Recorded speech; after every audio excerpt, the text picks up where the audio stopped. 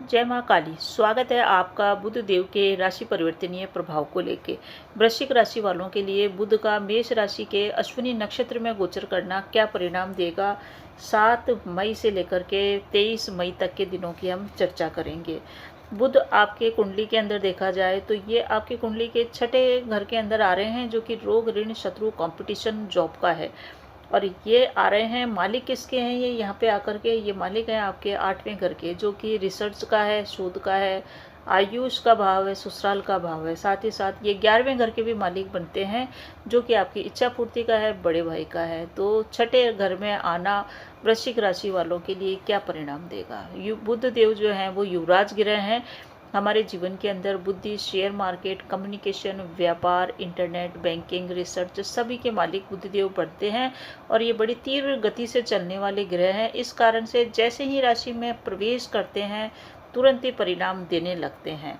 छठा घर जो कि रोगों का है, यहाँ पे ये 10वें घर के स्वामी जो कि सूर्य बनते हैं आपके कुंडली के अंदर। तो 10वां घर जो जॉब का होता है उसका स्वामी के साथ बुध देव की युति हो रही है और बुध आदित्य योग का निर्माण हो रहा है कुछ दिनों के लिए, यानी कि आधे टाइम के लिए बुध सूर्य के साथ रहेंगे। उसके बाद सूर्य सप्तम स्थान में चले जाएंगे 15 मई के आसपास। सूर्य के यहाँ पे बुध देव के साथ युति करने के कारण स्टूडेंट्स के लिए ये बढ़िया गोचर रहेगा। जो भी स्टूडेंट पढ़ाई कर रहे हैं या कंपटीशन का एग्ज़ाम दे रहे हैं उन लोगों के लिए ये कंपटीशन में सक्सेस दिला सकता है। साथ ही साथ जो लोग जॉब की तलाश कर रहे हैं उनके लिए जॉब मिलने के भी चांसेस हैं।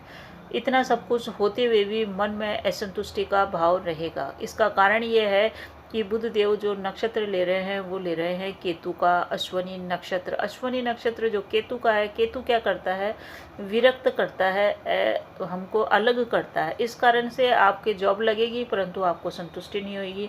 आप कंपटीशन में सक्सेस प्राप्त करेंगे परंतु फिर भी आप विरक्त से भाव से रहेंगे, आपको सेटिस्फेक्शन नहीं मिलेगा और मानसिक रूप से आप थोड़े से तनाव में आ सकते हैं।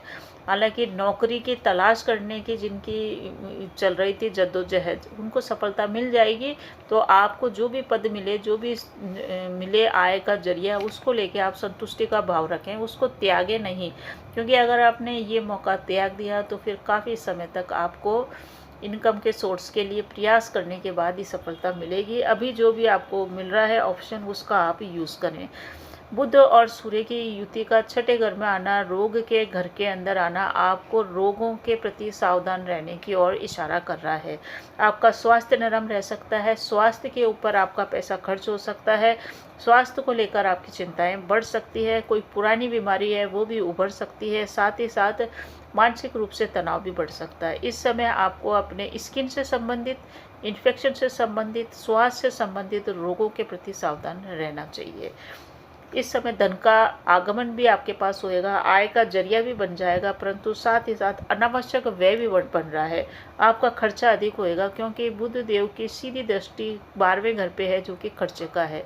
तो खर्चे में वृद्धि हो सकती है और आँखों में भी आपके, विशेष करके बाईं आँख के अंदर यानी कि लेफ्ट आइज में आपके प्रॉब्लम रह सकती है। तो आपको किसी भी प्रकार की बेचैनी नहीं रखनी है। अगर आप स्टूडेंट्स हैं तो बेचैनी को छोड़ दें, अगर आप वर्क प्लेस पे हैं तो बेचैनी को छोड़ दें और अपने कार्यों के प्रति लगाव रखें, अपने पद के प्रति लगाव रखें, रिश्तों में लगाव रखें। यही ये गोचर कह रहा है। मिक्स रिजल्ट आपको देगा, कई चीज़ें अच्छी है, कई चीज़ें आपको संभल के चलने की है। इस समय आपके नींद की कमी रह सकती है। अगर आपकी कोई डॉक्टरी इलाज चल रहा है तो आप डॉक्टरी परामर्श से दवा अवश्य ही लेते रहे हैं। ये जो आपके सूर्यदेव बुध देव बनते हैं ये आपके अष्टम घर के मालिक हैं, 11वें घर के मालिक हैं। तो 8वां घर ससुराल का होता है, 11वां घर बड़े भाई का है, पुत्र वधू का है, दामाद का है। तो इन रिश्तों में परेशानी आ सकती है। जो जीवित चीज़ें हैं वहाँ परेशानी आएगी, जो निर्जीव चीज़ें हैं वहाँ बढ़त होगी। तो जीवित चीज़ें हैं, बड़े भाई से, भाइयों से, परिजनों से आपके संबंध इस समय कटु हो सकते हैं। वहाँ पे आपको वाद विवाद टाल के चलना है। साथ ही साथ आपके संबंध अपने ससुराल वालों से भी आपको संभाल के चलना है। वाणी में और शब्दों में अगर आपने मधुरता रखी तो आप काफ़ी कुछ विवाद टाल सकते हैं। इस समय जो भी विवाद होएगा वो पैसों को लेके होएगा और पैसों को लेकर के ही आप तनाव में आ सकते हैं। इसीलिए इस समय संभल के चलना है। किसी भी प्रकार के जोखिम को भी आपको नहीं लेना है। इन्वेस्टमेंट इस समय आप कर सकते हैं।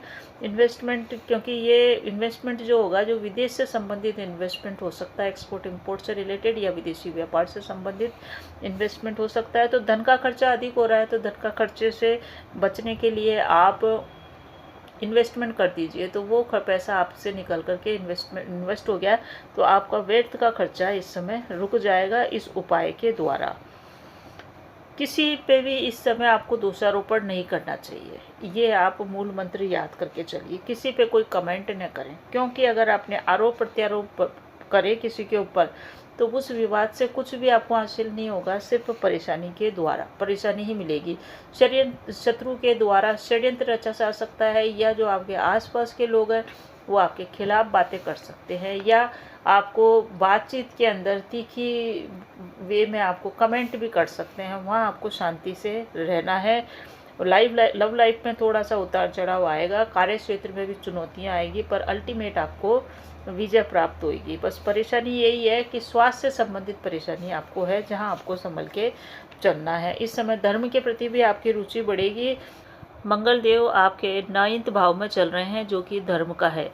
यहाँ पे मंगल देव के आने के कारण 2-3 परेशानियाँ होगी, क्योंकि एक तो मंगल की दृष्टि 12वें घर पे है, जो कि आपके खर्चे को बढ़ाएगा। साथ ही साथ मंगल की दृष्टि आपके जो तीसरा घर है उसके ऊपर है, यानी कि पराक्रम बहुत अधिक करेंगे और आपको लगेगा पराक्रम से कम आपको मेहनत का परिणाम मिला है। छोटे भाई बहनों के साथ संबंध को संभालने के चलने की ज़रूरत है। साथ ही साथ माता के स्वास्थ्य का ध्यान रखना बेहद ज़रूरी है। इस समय माता के देखभाल करना, माता के साथ संबंधों को और माता की सेहत का ध्यान रखना प्राथमिकता रहेगी। हालांकि भूमि भवन वाहन से संबंधित आपको सुख यथावत बनते हुए चले जाएंगे। इस गोचर का श्रेष्ठ परिणाम प्राप्त करने के लिए आपको भगवान गणेश की आराधना अवश्य करना चाहिए। गणेश के मंदिर में जाना, हरे मूंग का